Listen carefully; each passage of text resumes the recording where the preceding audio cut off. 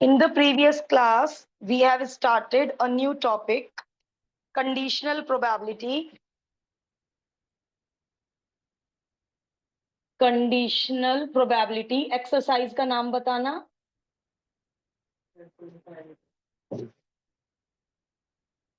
12.5 examples of exercise 12.5 continued and we have done 9 examples.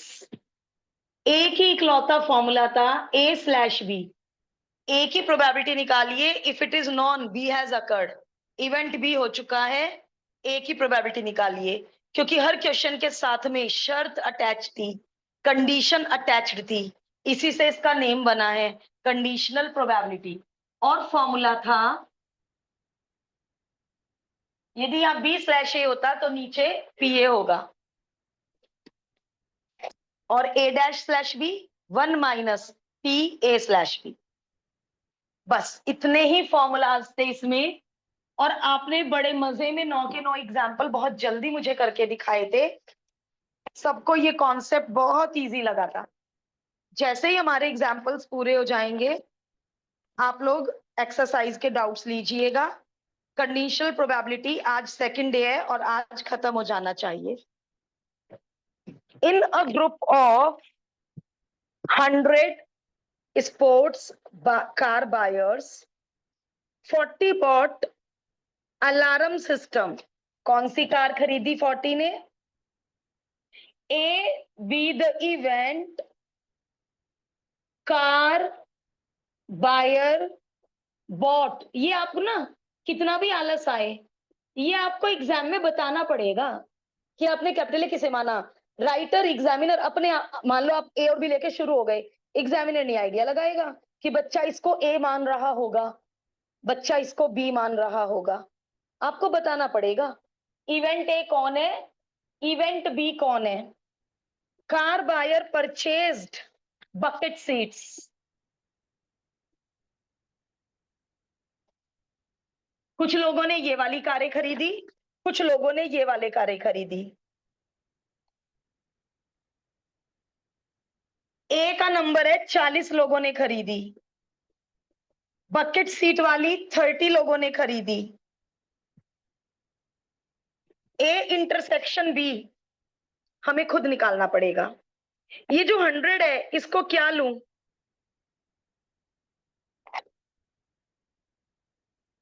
Hundred, yes, NS is equal to 100 और sample space, क्योंकि वो सब लोगों ने 100 के 100 लोगों ने स्पोर्ट कार बाय की है। क्या बेटे क्वेश्चन में दे रखा है? अच्छा 20 परचेज्ड, ओके। क्वेश्चन में गिवन है ये वाली डिजिट मुझसे छूट गई। क्वेश्चन में गिवन था 20 purchased an alarm system and bucket seat. If a car buyer chosen at random bought an alarm system, यानी ये गिवन हो गया, तो मुझे बी को लेना था अलार्म सिस्टम। आपको मालूम है मैं किसको ए लेती हूं, हमने रब कर दिया, ये बेटे करेक्ट था, बट हमने पहले 9 एग्जाम्पल कल कैसे किए थे? व्हाट फाइंड वाले को हम हमेशा ए लेते हैं और गिवन दैट वाले को। अब इन्होंने B/A निकाला है, हम A/ भी निकालेंगे। हम अपना ट्रेडिशन तोड़ नहीं रहे, हमने पूरी एक्सरसाइज में एक ट्रेडिशन बना लिया था, फाइंड व्हाट डिटरमिन वाले को कैपिटल ए लेंगे, if it is known if it is given that वाले को कैपिटल बी लेंगे। तो अब मुझे निकालना है PA/B। किस किस की नीड पड़ेगी? ए इंटरसेक्शन बी, ए का number upon total number, B का 40 अपॉन टोटल नंबर। क्योंकि इन्होंने ये नहीं कहा कि हर किसी ने इन दोनों वैरायटी में से ही कोई खरीदा है, और यूनियन देखना कितना आएगा 70 Na plus NB minus NA intersection B, 750 आ रहा है यूनियन, यानी 50 लोग कौन से बचे हैं जिन्होंने स्पोर्ट्स कार की कोई और वैरायटी खरीदी होगी, जिन्होंने स्पोर्ट्स कार की कोई और वैरायटी खरीदी होगी, 50 बायर ऐसे रहे होंगे, ठीक है ना। तो ये NSE है 100। तो हो गया क्वेश्चन आंसर। तो हमने अपना ट्रेडिशन नहीं टूटने दिया। मैंने पहले सॉल्यूशन के हिसाब से ए और बी उठा लिया, बट हमने प्रीवियस क्लास में एक ट्रेडिशन बनाया था कि ML अग्रवाल को निकालने दो, कभी B/A कभी A/B। हमने हर क्वेश्चन में महक A/B निकाला था, क्योंकि हम हर क्वेश्चन में फाइंड वाले इवेंट को कैपिटल A और इफ इट इज नोन वाले इवेंट को कैपिटल B ले रहे हैं।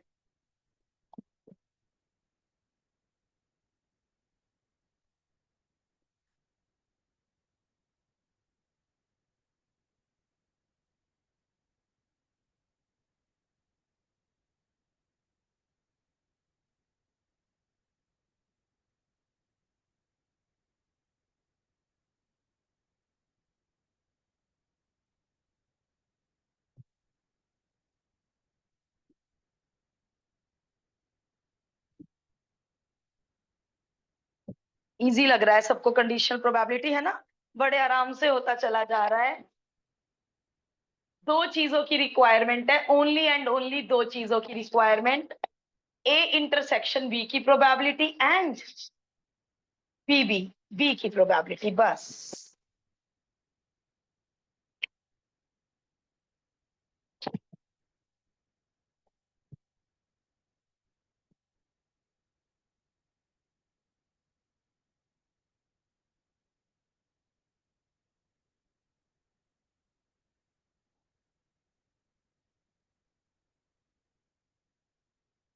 अब ये एक डाटा गिवन है, चलो इस टेबल को स्टडी करते हैं। और इस टेबल से पता चल रहा है कि सिलेक्टेड पर्सन मेल है, गिवन दैट उसके पास पेट है। तो मेल 0.41 हैव पेट, 0.02 नॉट पेट। ये क्या है? It is probability. डेसिमल में नंबर कोई होगा, तो ये उन बंदों की प्रोबेबिलिटी है जो मेल भी है और पेट्स भी रखते हैं। 0.41 0.08 किन बंदों की प्रोबेबिलिटी है? जो मेल भी है लेकिन पेट ऑन नहीं करते। चलो 0.45 को बताओ हिंदी में। 0.45 किसकी प्रोबेबिलिटी है? जो बंदे फीमेल हैं और पेट्स भी रखते हैं। 0.06 जो फीमेल है बट पैट नहीं रखते। इधर से भी टोटल कर रखा है, इधर से भी टोटल कर रखा है, और टोटल प्रोबेबिलिटी को 1 लाके दिखा रखा है। चलिए, डाटा में इतनी सारी डिजिट, बट मुझे ये सारी डिजिट्स की नीड नहीं है। चलो क्वेश्चन पढ़ के देखते हैं हमें किस किस की नीड है। तो चलो मुझे जरा A और B बनवा दो बेटा, मैं A किसको मानू? ढूंढो। Find out the probability that a randomly selected person is male. A is the event, person selected is male, given that किसके आगे है? He owns a pet. B is the event, person के पास एक पेट है। लो भाई, A और B बन गया। अब आपसे पूछा है A/B। अब आएगा मजा। मजा क्यों आएगा? टेबल में से हम करेक्ट डिजिट उठा रहे हैं क्या? अब जरा ध्यान से उठाना करेक्ट डिजिट। बोलो इसकी हिंदी। बंदा मेल भी होना चाहिए एंड उसके पास पेट भी होना चाहिए। ढूंढ दो फटाफट। कितना आसान। चलो इसकी हिंदी बोलो, बी की हिंदी।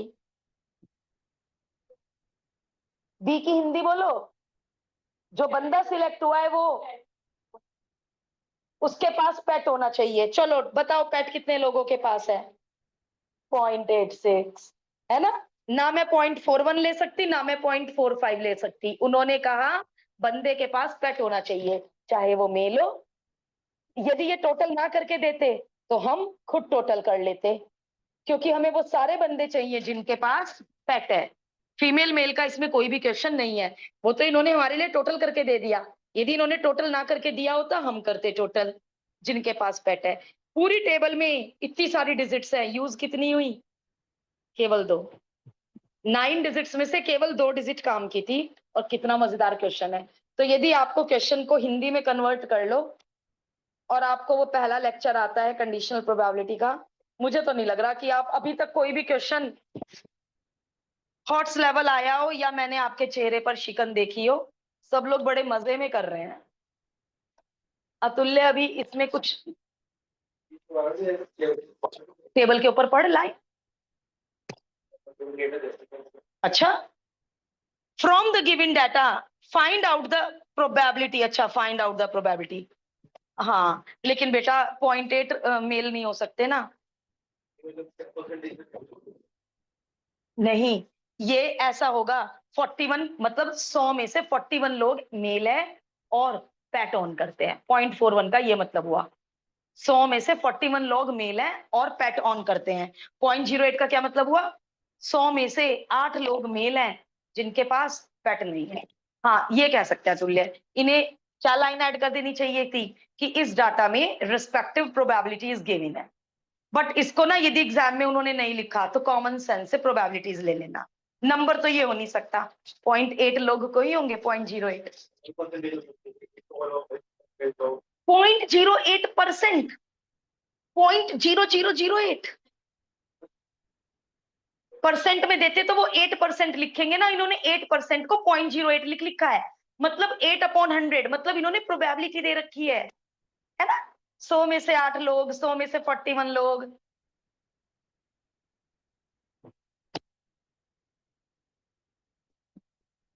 सही है, इसीलिए तुम क्वेश्चन को बार बार रीड कर रहे थे। गुड।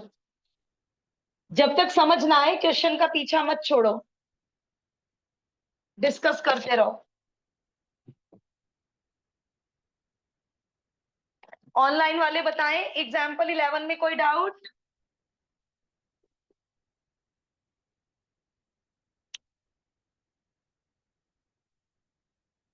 कोई भी जवाब दे दो बेटा, हाँ या ना।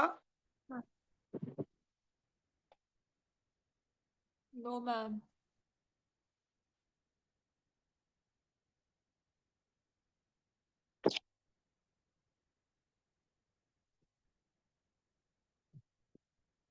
12 में मैं पहले रफ डायग्राम बनाऊंगी और इस रफ डायग्राम से मुझसे पहले तुम कर लोगे इस क्वेश्चन को। रफ डायग्राम ये आप मार्जिन के इधर बना लेना अपनी नोटबुक में। 1000 बच्चे हैं स्कूल में, जिनमें से 430 तो हैं गर्ल्स और बॉयज मैं घटा नहीं रही हूं क्योंकि मुझे इस क्वेश्चन में बॉयज का नंबर नहीं चाहिए। 430 गर्ल्स में से 10% of 430 that is 43 girls class 12th की हैं और 430 में से या कह लो 90% गर्ल्स अदर क्लासेस की हैं। अदर क्लासेस मुझे नहीं पता ये स्कूल 1 to 12 है या नर्सरी टू 12 है। बाकी बची हुई गर्ल्स 90% गर्ल्स बाकी क्लासेस की हैं, 10% गर्ल्स 12 की हैं। आगे चलते हैं। चलिए, ये मेरा रफ वर्क। अब क्वेश्चन समझो डन है। मुझे ए और बी बता दो। what student chosen studies in class 12th? A is the event student chosen studies in class 12th, इसका मतलब लड़का भी हो सकता है लड़की भी, क्लास 12th का बच्चा। B is the event given that, बताओ। chosen student is a girl, student chosen is a girl। पूरे स्कूल में से कोई भी गर्ल हो सकती है, 12th की भी, 11th की भी, 10th की भी, कोई भी गर्ल हो सकती है। is a girl। A intersection B बताना, हिंदी। ए इंटरसेक्शन बी की हिंदी 12th की girl. Student chosen is a girl of class 12th। अभी तो मैं केवल हिंदी पूछ रही। एक कॉमन क्या है दोनों में? गर्ल भी हो 12th की भी हो, यानी 12th की लड़कियां। वो इवेंट ए में भी है, वो 12th के बच्चों में भी है और वो लड़कियों में भी है, 12th की लड़कियां। चलिए, हो गया क्वेश्चन बस। A/B क्वेश्चन हो गया बेटे। अच्छा, मैंने पहले अलग से प्रोबेबिलिटीज नहीं बताई, प्लीज ये दोनों प्रोबेबिलिटीज अलग से भी बता दो स्टेप वाइज मार्किंग के लिए। चलो बताओ 12th की लड़कियां कितनी हैं? 43 अपॉन टोटल बच्चे। बी कौन था? B girl. टोटल लड़कियां स्कूल में कितनी है? अपॉन। हो गया काम। इतना आसान क्वेश्चन। ये इतनी प्यारी मातृभाषा हमारी हिंदी, ट्रांसलेट करते ही कुछ नहीं बचा क्वेश्चन में। A intersection B student chosen 12th का भी होना चाहिए, गर्ल भी होनी चाहिए, गर्ल ऑफ क्लास 12।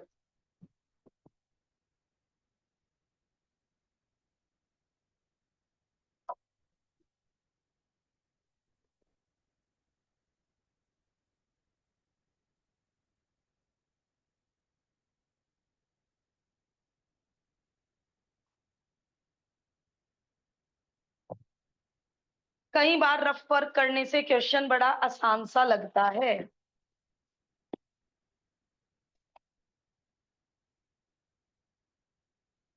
अब ना मैं आगे आगे एक्सप्लेन करती जा रही हूँ।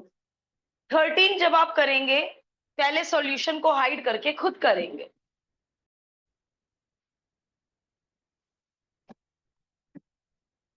क्योंकि एक एक एग्जाम्पल का एक्सप्लेनेशन रिकॉर्ड हो जाना चाहिए, जिससे आप अपने एग्जाम्स में कोई भी एग्जाम्पल देख के रिवाइज कर सके।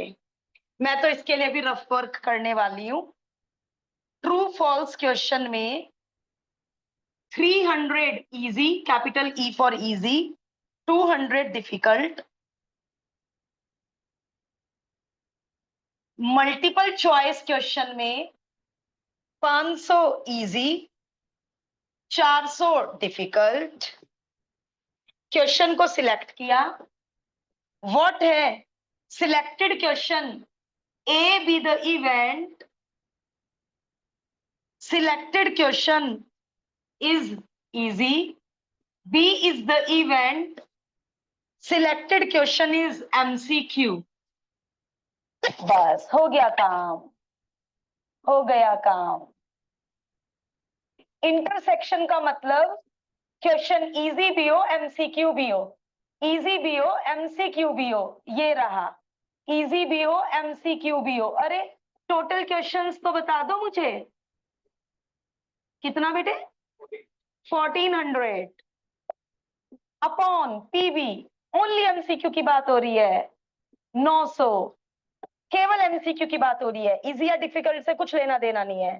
तो सारे एमसीक्यू ले लो अपॉन 1400 एंड क्वेश्चन डन। तो भाई कंडीशनल प्रोबेबिलिटी का क्वेश्चन आ गया तो मैं नहीं समझती कि हमारा गलत होगा।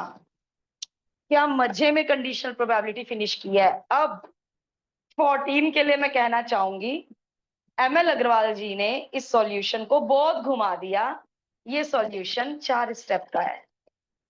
जिस सॉल्यूशन के लिए इन्होंने आधा पेज भर दिया है, ये सॉल्यूशन 4 स्टेप का था।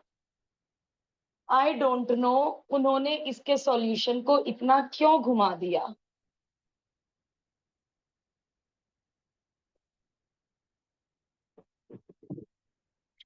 अब देखेंगे आप, ऐसा मैंने क्यों कहा कि ये 4 स्टेप का है। एक इलेक्ट्रॉनिक असेंबली में 2 सिस्टम है ए एंड बी। जब उन सिस्टम की टेस्टिंग हुई, टेस्टिंग प्रोसीजर के बाद पता चला कि सिस्टम ए के फेल होने की प्रोबेबिलिटी केवल 0.2 है। सिस्टम ए के फेल होने की प्रोबेबिलिटी 0.2 है। टेस्टिंग के बाद पता चला बी फेल्स अलोन, अलोन यानी ओनली बी, हमें आता है 0.15 है। ए एंड बी दोनों के दोनों फेल हो जाएंगे, प्रोबेबिलिटी 0.15 है। Part 1 A slash B, part 2 A fails alone. कितना आसान क्वेश्चन था। Sample space, A fails, B fails. A के फेल होने की 0.2, बी के अलोन फेल होने की पॉइंट। ये मैं क्यों नहीं भर पाई डायग्राम में? क्योंकि वो पूरे ए का है। शाबाश। A and B, A and B भर दो। अब ये वाला डायग्राम मैं कैसे भरूं? Probability A fails alone, A fails alone. A की प्रोबेबिलिटी में से, पूरे ए के सर्कल की प्रोबेबिलिटी में से, बेटे कैपिटल ए नहीं लिख सकती केवल, ए एंड बी फेल्स घटा दो। पूरे ए के सर्कल में से दोनों फेल हो रहे हैं, घटा दो 0.05। अब डायग्राम में भर दो। हो गया पार्ट 2। Part 2 done. पार्ट 1 में क्या मांगा है बोलना, P A fail slash B has failed. चलो लगाओ फॉर्मूला। दोनों फेल होंगे उसकी प्रोबेबिलिटी ऊपर, A and B fails. A intersection B नहीं लिख सकती मैं, ए सब सिस्टम का नाम है, या फिर मुझे ए फेल्स का नाम मानना पड़ेगा कैपिटल ई।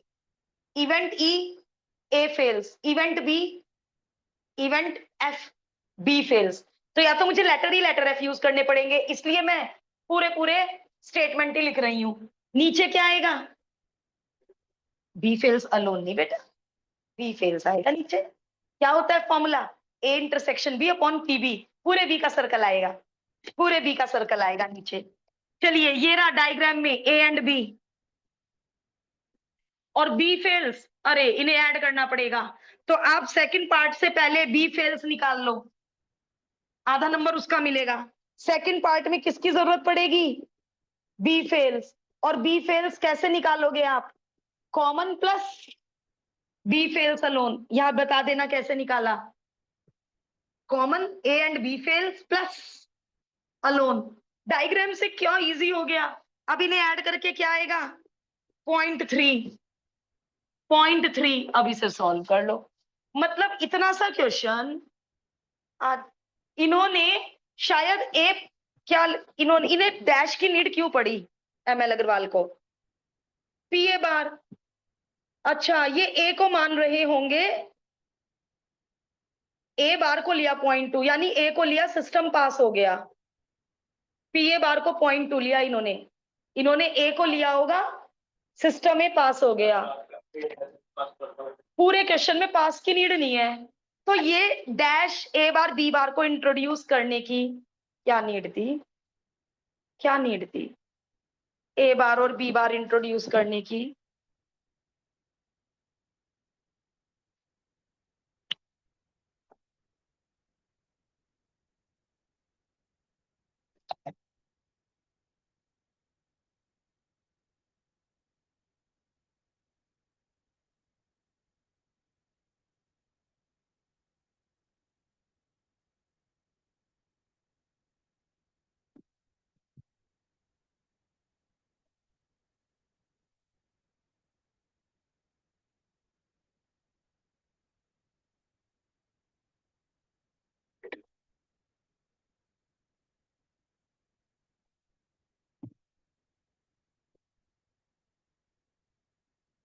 आंसर मैच हो रहे हैं हमारे बुक से, आंसर मैच कर लेंगे।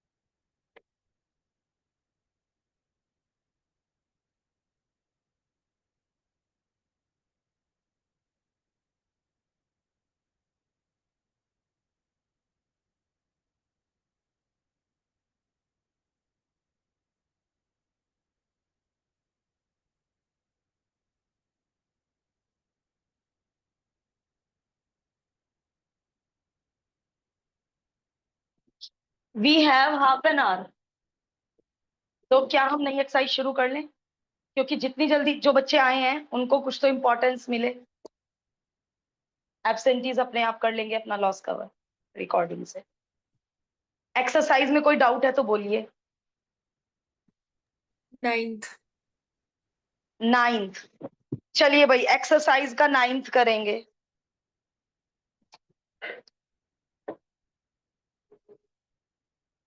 और आप कल भी ले सकते हैं एक्सरसाइज के doubts.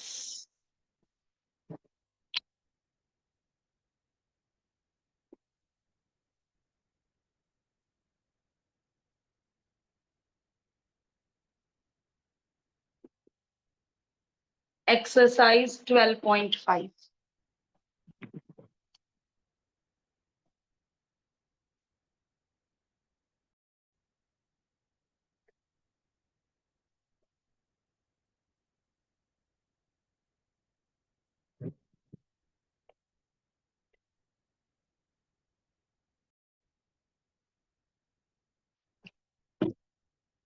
Yes, question number 9. In a certain school, 20% failed. अच्छा, इसमें failed और pass का पंगा है।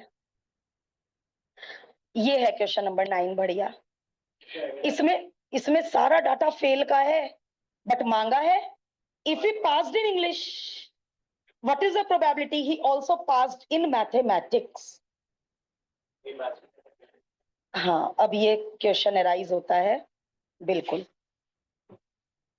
कि इवेंट ए किसको ले रहे हो आप। ए बी द इवेंट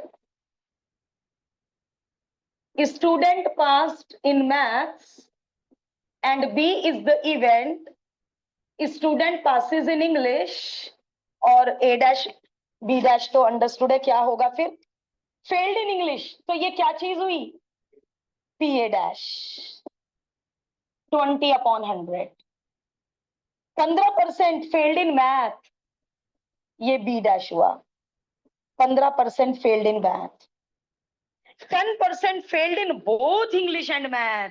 ये 10% मुझे जानना है, ये क्या है। क्या बात है, क्या बात है। A dash intersection B dash, failed in both. A bar है इंग्लिश में फेल होना, बी बार है मैथ में फेल होना। इंटरसेक्शन मतलब एंड, इंटरसेक्शन मतलब एंड। चलो फॉर्मूला बोलो। 1 माइनस ए यूनियन बी, या पहले डी मॉर्गन्स लॉ लगा लो। A union B whole dash, मैं कभी डैश लगाती हूँ कभी बार लगाती हूँ, इसी तरह ये लोग भी ऐसे ही करते हैं। कभी हमसे डैश लग जाता है, कभी हमसे बार लग जाता है। तो ए यूनियन बी की प्रोबेबिलिटी आ गई 9/10। अब पीए की प्रोबेबिलिटी यहां निकाल लो, 1 माइनस पीबी बार, और पीबी की प्रोबेबिलिटी 85/100। अब मुझे कॉमन तो चाहिए ही चाहिए, कॉमन निकाल लेते हैं। पीए, ये क्वेश्चन था लाजवाब। हाँ जी बेटे। मैम ए को आपने मैथ्स लिया है तो 15% फेल हुए थे मैथ्स में तो। ये उल्टा पुल्टा ले लिया क्या मैंने। Yes ma'am. बस भाई यस मैम। करवाओ, चलो सही। यहाँ पे मुझे 15 करना पड़ेगा, यहाँ 85। अच्छा, मैंने इसका ध्यान नहीं दिया। मैंने ए और बी का तो ध्यान दे दिया कि मुझे व्हाट वाला ए लेना है, बस इसका ध्यान दिया, डाटा उल्टा पुल्टा। कितनी बड़ी गलती है, कितनी बड़ी गलती है। अब इसमें तो कुछ गलत नहीं है, चलो अच्छा हुआ आद्विका ने वहां सही करवा दिया। यूनियन 9/10, पीए 85/100, पीबी 80/100। कॉमन मुझे चाहिए, बताना जरा कॉमन। इसे 90/100 कर लो, इसे 9, क्योंकि एलसीएम लेने में आसानी हो जाएगी। इसे 90/100 कर लो, एलसीएम लेने में आसानी हो जाएगी। बताना कॉमन। 75, 165 माइनस 90,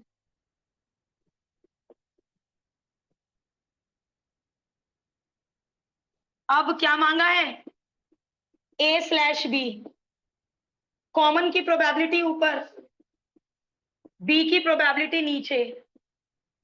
देखना जरा तुल्य आंसर। 5 1 जा 5, 5 1 जा 5, 5, 15/16। तो एग्जाम्पल 14 इससे इजी क्यों था। पूरे क्वेश्चन में फेल फेल फेल फेल था, उन्होंने पता नहीं क्यों बार और पास इंट्रोड्यूस करा।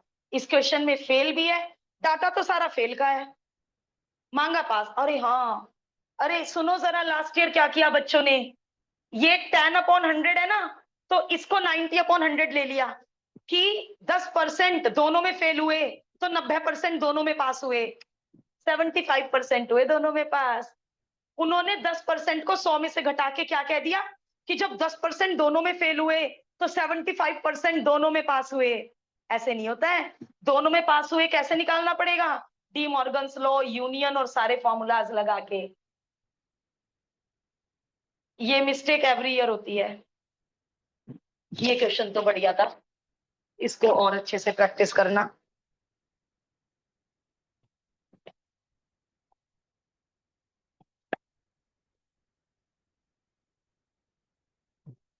एग्जाम्पल 14 से भी अच्छा था ये क्वेश्चन।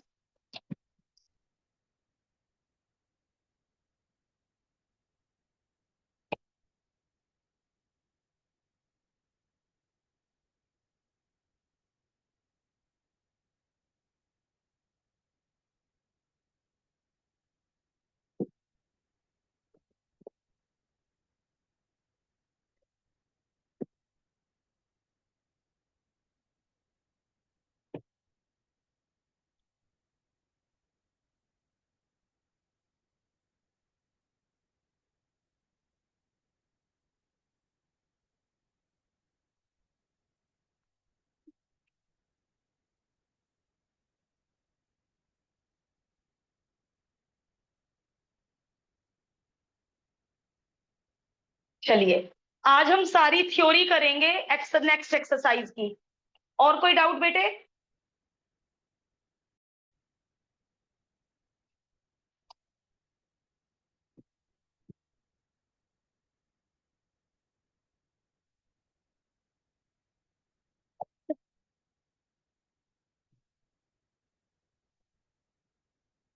अब ये कंडीशनल प्रोबेबिलिटी रब कर देते हैं, क्योंकि अब शुरू हो रहा है नया टॉपिक।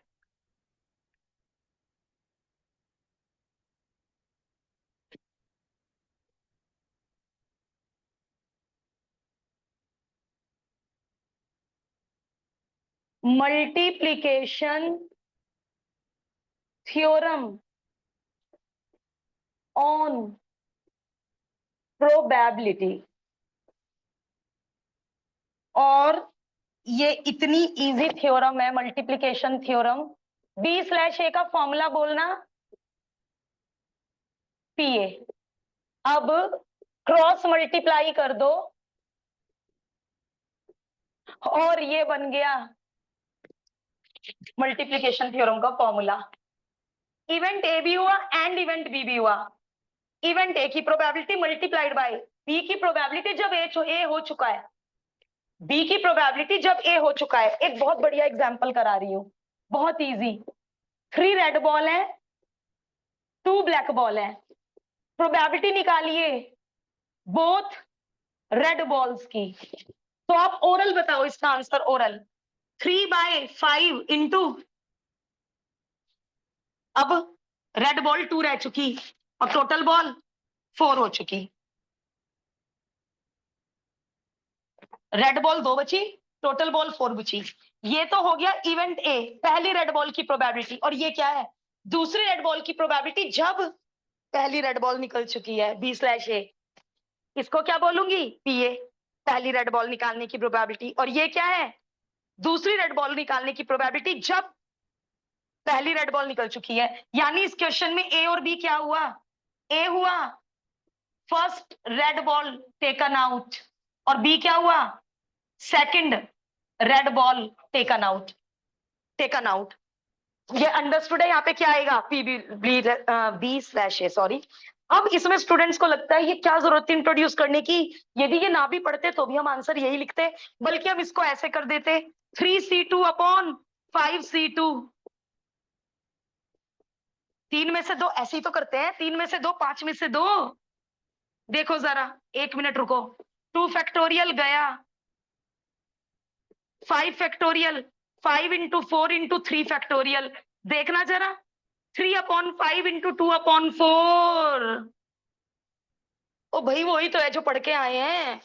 तो मल्टीप्लिकेशन थ्योरम कोई भी नई चीज नहीं है। पहले इवेंट की प्रोबेबिलिटी मल्टीप्लाइड बाय दूसरे इवेंट की प्रोबेबिलिटी, जिसकी सेहत पे पहले इवेंट का फर्क पड़ता है। ये 2 इवेंट इंडिपेंडेंट नहीं है, ये इवेंट डिपेंडेंट है, एक दूसरे पे निर्भर करते हैं। दूसरे इवेंट में 2/4 आया क्योंकि ये पहले इवेंट पर डिपेंडेंट है। मान लो मैं कहती बॉल रिप्लेस कर दी, अब ये इसका क्वेश्चन नहीं है। जब बॉल वापस रख दी तो दूसरी रेड बॉल में भी क्या आएगा? 3/5। फिर इसमें मल्टीप्लिकेशन थ्योरम और ये इंडिपेंडेंट इवेंट्स हो जाएंगे, एक दूसरे पे डिपेंड नहीं करेंगे, क्योंकि बॉल पूरी हो जाती है विद रिप्लेसमेंट के बाद।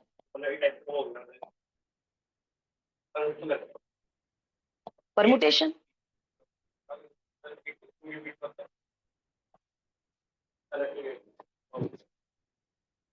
समझी नहीं, हम वो कहाँ लगा रहे हैं इसमें, ये तो बॉल टेकन आउट हुआ, वो तो बेटे अरेंजमेंट में लगता है, अरेंज करो, यहाँ अरेंज नहीं कर रहे, यहाँ तो टेकन आउट है। परमुटेशन मत लेके आओ इसमें। कॉम्बिनेशन सिलेक्ट की मैंने, 3 में से 2 बॉल सिलेक्ट की, 5 में से 2 बॉल सिलेक्ट की, जिससे 2 रेड निकल जाए, फेवरेबल अपॉन टोटल। अरेंजमेंट नहीं हो रहा। यदि बॉल निकाल के वापस रख दी तो दूसरी बॉल की भी 3/5, और बॉल निकाल के वापस नहीं रखी तो दूसरी रेड बॉल, जब पहली रेड बॉल निकल चुकी है, 2/4। मल्टीप्लीकेशन थ्योरम से करो या 3c2 5c2 से करो, देखो तो आंसर सेम है। तो मल्टीप्लीकेशन थ्योरम में पजल नहीं होना, पुरानी चीज है। हाँ, लिखने का तरीका आना चाहिए। इवेंट ए हुआ एंड इवेंट बी हुआ, आंसर इज ए की प्रोबेबिलिटी मल्टीप्लाइड बाय दूसरे इवेंट की प्रोबेबिलिटी, जब स्लैश को मैं बोल रही हूं जब इवेंट ए हो चुका है। अब यहाँ b/a का फॉर्मूला नहीं लगेगा, उसी से तो बना है ना ये। अभी 2-4 क्वेश्चन करा दूं, एकदम क्लियरिटी आ जाएगी। कॉपी एकदम क्लियरिटी आ जाएगी। 2-4 क्वेश्चन करने के बाद टॉपिक हमेशा तभी क्लियर होता है जब हम उस पर कुछ एग्जाम्पल्स कर लें, उसके बिना नहीं टॉपिक क्लियर होता।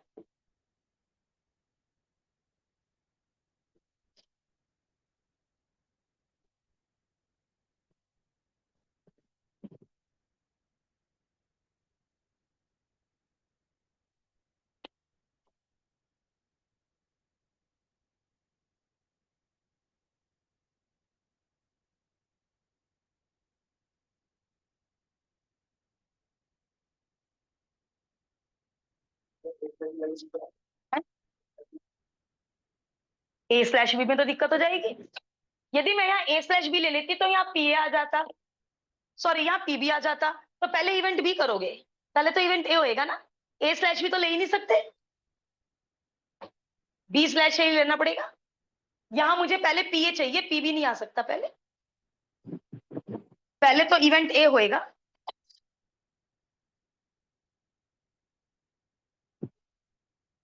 देखो इंडिपेंडेंट इवेंट्स में थ्योरम भी है, बहुत हौच-पौच हो जाएगी।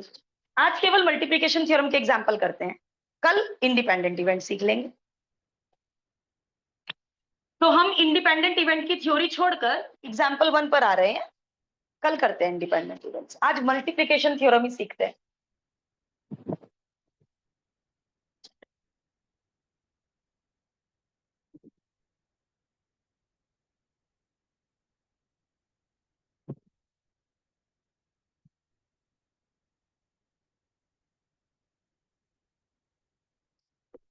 दो पत्ते निकाले, वेरी गुड, विदाउट रिप्लेसमेंट क्यों दिया होगा बेचारे ने, मतलब राइटर ने, बच्चा गलती ना कर दे। विदाउट रिप्लेसमेंट दो पत्ते निकाले, बताइए दोनों पत्ते ब्लैक हैं। E B the event first card drawn, जो पहला पत्ता निकाला वो ब्लैक है। एफ बी द इवेंट, जो दूसरा पत्ता निकाला वो ब्लैक है। अब भैया ये तो बहुत सारी थ्योरी लिखते हैं, छोड़ दो इन्हें, बहुत सारी थ्योरी लिखते हैं। पहला पत्ता ब्लैक होने की 26/52। अब एफ/ई मतलब दूसरा पत्ता ब्लैक होने की, जब पहला पत्ता ब्लैक निकल चुका है, फॉर्मूला नहीं लगेगा। ए इंटरसेक्शन बी, ई और एफ का इंटरसेक्शन क्या लोगे, ब्लैक एंड ब्लैक, मतलब इसमें फॉर्मूला नहीं लगेगा। अब इन्होंने मांगा है ई इंटरसेक्शन एफ, पहला पत्ता ब्लैक एंड दूसरा पत्ता भी ब्लैक, बोलो formula, P E multiplied by F की प्रोबेबिलिटी जब इवेंट ई हो चुका है। पहला पत्ता ब्लैक 26/52, दूसरा पत्ता ब्लैक जब पहला ब्लैक निकल चुका है। अब ताश में 25 ब्लैक बचे और टोटल 51 बचे। जब मैं ये 12th कोर को पढ़ाती हूँ तो स्टूडेंट के मुंह से बार बार निकलता है, मैम इतना ड्रामा क्यों, ये तो हमें डायरेक्ट आता है। और हम इसको ऐसे भी तो कर सकते थे, 26 में से 2, 52 में से 2। तो आप बिल्कुल निडर हो जाना, चाहे ऐसे करके आना चाहे ऐसे करके आना, कोई नंबर नहीं काट सकता। इसको सॉल्व करके फैक्टोरियल काट के यही आंसर बचेगा। बिल्कुल घबराने की, कंफ्यूज होने की जरूरत नहीं है। तो मेरे,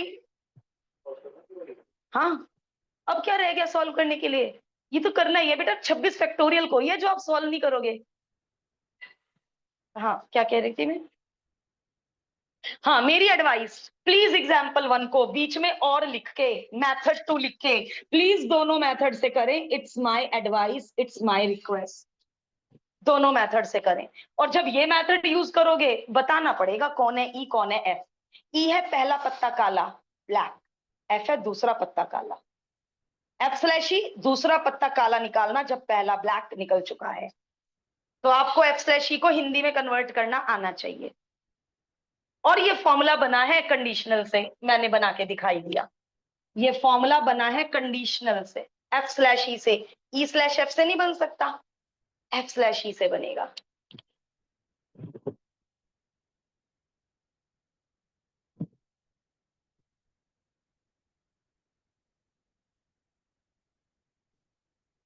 आश्रय हैज गॉन।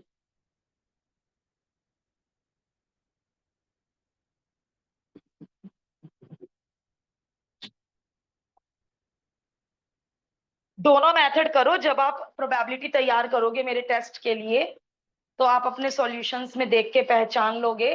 बुक में भी कर दो चाहे मेथड 2।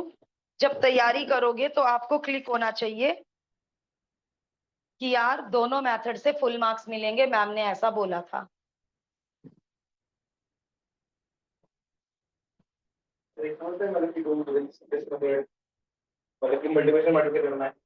नहीं, कुछ नहीं, ये थ्योरम का फॉर्मूला है तो। नहीं, आज तक नहीं आया, आज तक नहीं आया क्वेश्चन में कि यूज मल्टीप्लीकेशन थ्योरम। नो, ये मल्टीप्लीकेशन थ्योरम ही यूज हुई बेटा। 26/52 मल्टीप्लाइड बाय 25/50। तो आपको कभी नहीं कहेंगे इसी तरह से एक्सप्रेस करके करके दिखाओ। चलो, एग्जाम्पल 2 का सॉल्यूशन छुपा लो।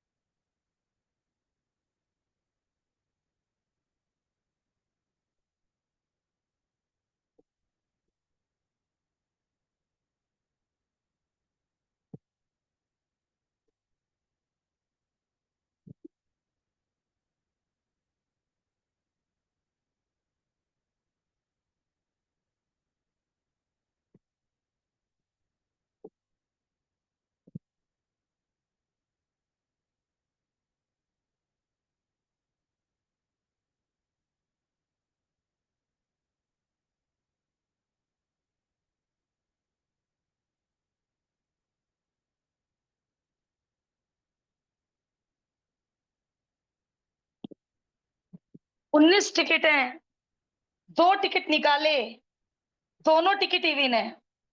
ए B the event drawing N even numbered ticket. अब देखो, यदि मैं यहाँ टिकट पे छोड़ देती हूँ, इनकम्प्लीट है, जल्दी कंप्लीट करवाओ। ड्रॉइंग एन इवन नंबर का टिकट निकालना कैपिटल है, क्यों गलत है ये? Very good. Even number ticket in first draw, even number ticket in second draw. अब बना पूरा क्वेश्चन। आपसे पूछा है दोनों इवन नंबर के आए, पहला इवन नंबर का आया p स्लैश ए, दूसरा इवन नंबर का आया जब पहला इवन नंबर का निकल चुका है। इवन नंबर टिकट बता देने चाहिए मुझे पहले एग्जामिनर को। Even numbered tickets are 2, 4, 6 up to 18। हाँ, तो इवन नंबर टिकट 9 है और टोटल है 19। अब वो वापस नहीं डाला वो वाला टिकट, तो अब टिकट बचे 8 और टोटल बचे 18। दूसरा मेथड बताओ। दूसरा मेथड, 9 में से 2, 19 में से 2। कुहू, ये कॉम्बिनेशन समझ आ रहा है क्या बेटे? Yes ma'am.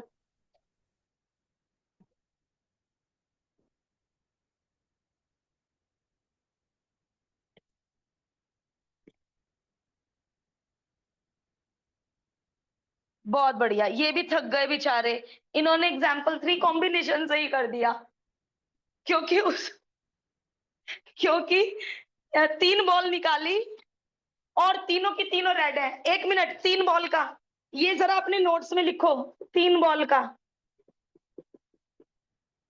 यूनियन, ए इवेंट हुआ एंड बी इवेंट हुआ एंड सी इवेंट हुआ। 3 रेड बॉल का लिखो, इवेंट ए हुआ मल्टीप्लाइड बाय इवेंट बी हुआ जब ए हो चुका है, इवेंट सी हुआ जब ए एंड बी दोनों हो चुके हैं।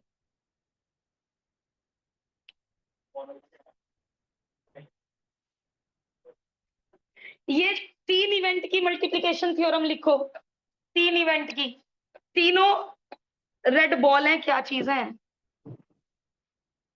तीनों ball red, 4 red 3 blue 2 white, 4 red 3 blue 2 white.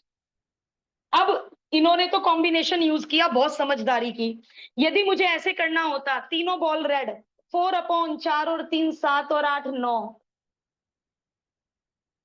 दूसरी रेड बॉल जब पहली रेड निकल चुकी है, बोलो बेटा 3 बची रेड, तीसरी रेड बॉल जब पहली 2 रेड निकल चुकी हैं, 2 बची रेड बॉल।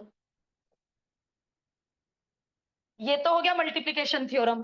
अब दूसरा मेथड, 4 रेड में से 3 रेड, टोटल 9 में से कोई भी 3, डिनोमिनेटर इसमें आता है, डिनोमिनेटर इसमें तो डिनोमिनेटर आ तो गया पी में।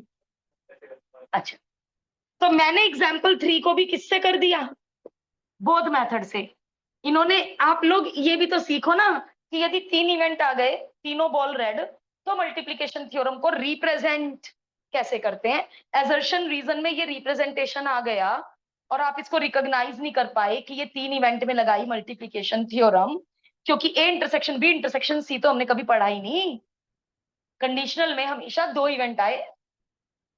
तो प्लीज आप ये प्रेजेंटेशन भी सीखिए, और वरना ये तो आसान है, एग्जाम में कैसे ही करना। अभी हम फिलहाल हमारा कंसंट्रेशन सीखने पर है, एग्जाम में कैसे ही करना, अभी हमें जरा सीखना है।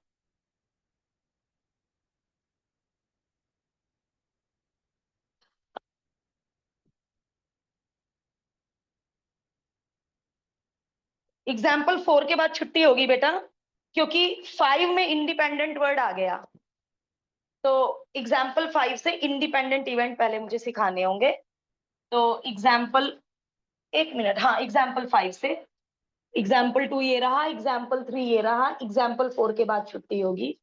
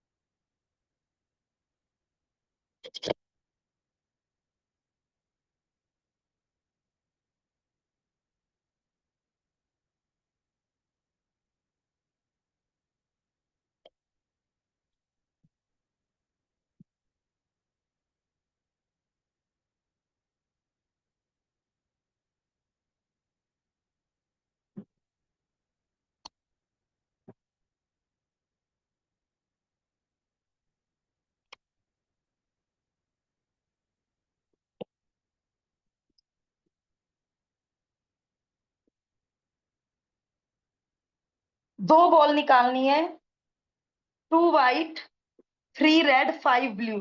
ओ भाई, कम से कम एक बॉल रेड, कम से कम एक बॉल रेड, तो 3 रेड 7 नॉन रेड, कम से कम एक बॉल रेड, तो एक रेड एक नॉन रेड, दोनों रेड। 2 केस बना लो, 2 ही बॉल है, बट यदि 3 बॉल होती तो ज्यादा केस बनते। एक तो इससे अच्छा 1 माइनस मेथड सीख लो, एटलीस्ट 1 बॉल इज रेड, तो 2 केस ऐड करने की बजाय 1 माइनस नन इज रेड, यानी दोनों की दोनों 7 में से निकली। और डिनोमिनेटर तो कभी सोचना मत। और यदि आपको 1 माइनस नहीं करना है, मैम 2 ही तो केस थे, क्यों करा 1 माइनस, 2 ही तो केस थे, तो देखो जरा क्या पंगा होगा। नहीं पंगा तो क्या ही होगा, एटलीस्ट 1 बॉल इज रेड, एक रेड एंड एक नॉन रेड, टोटल या दोनों रेड। 3C2 अपॉन एक रेड एंड एक नॉन रेड या दोनों रेड। तो दो केस भी ऐड कर सकते हो। बट यदि 3 केस, 4 केस होते, 5 केस होते, तो बेटे 1 माइनस द रिमेनिंग केस सबसे इजी पड़ता है। हाँ हो जाएगा। 1 बॉल रेड हो जाएगा 3/10 इंटू 9 अच्छा एक रेड एक नॉन रेड, 3/9 इंटू 7/8, 7/8। दूसरी नॉन रेड जब पहली रेड निकल चुकी है, तो नॉन रेड तो 7 की 7 है, बट अपॉन में 8 आएगा। ये मल्टीप्लीकेशन थ्योरम से भी हो जाएगा। कैसे होगा मल्टीप्लीकेशन थ्योरम से, बोलो। पहली रेड एंड ओहो, यदि बिना कॉम्बिनेशन के करोगे तो दो वो लगेंगे, दो केस, पहली नॉन रेड दूसरी रेड। तो मैं तो भैया कॉम्बिनेशन मेरा तो फेवरेट है। केसेस कोई केस नहीं छुटता, कॉम्बिनेशन सारे केसेस अपने अंदर समा लेता है। मेरा तो फेवरेट है कॉम्बिनेशन इसीलिए। और 1 माइनस से तो बहुत इजी पड़ रहा है, दो केस ऐड करने की बजाय। बट मुझे बेस स्ट्रॉन्ग करना है कि कौन से दो केस ऐड होने चाहिए, एक रेड एक नॉन रेड या दोनों रेड।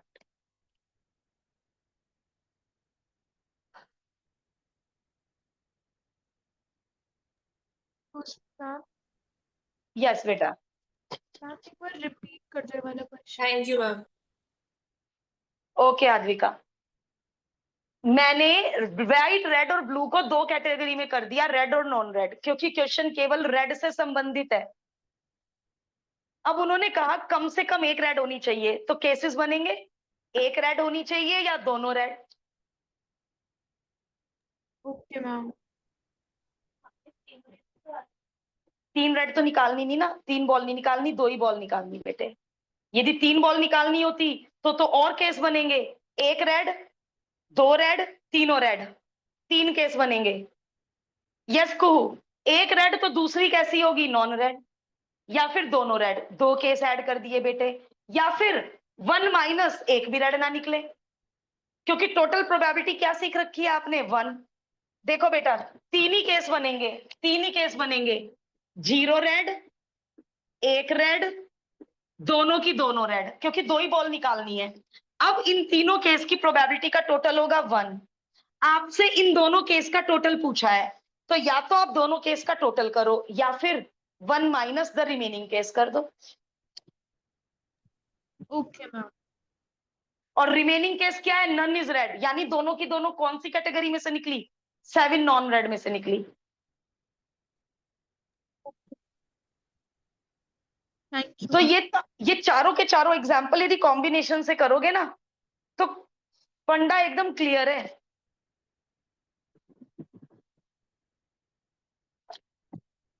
चलिए कल पढ़ेंगे। ओके बेटा, इंडिपेंडेंट इवेंट्स पढ़ेंगे कल।